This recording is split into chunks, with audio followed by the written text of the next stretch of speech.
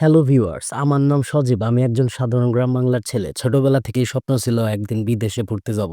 নতুন কিছু শিখব, নিজের জীবনটা বদলে ফেলবো। এই স্বপ্ন নিয়ে দিনরাত পরিশ্রম করছি। আইএলটিএস, ভর্তি আবেদন, কাগজপত্র সবই করেছি নিজের সামর্থ্য মতো।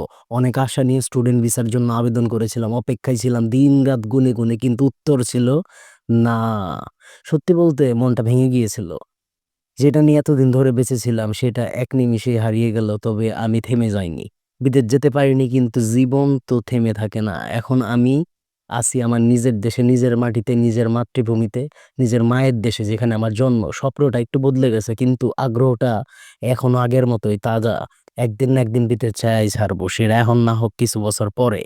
এখন আমি চাকরি করি, এখন আমি পড়তাছি, পড়াশোনা করতেছি। এইসব নিয়ে আমার জীবনটা চলতেছে।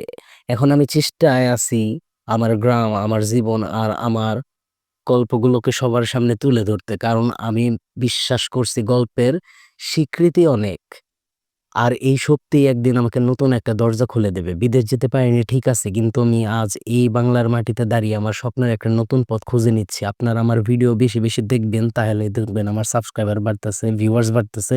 কারণ একমাত্র এখন আমি বেকার ছেলে, যেহেতু আমি বেকার ছেলে, আমার একমাত্র ইনকামই হইতেছে ইউটিউব।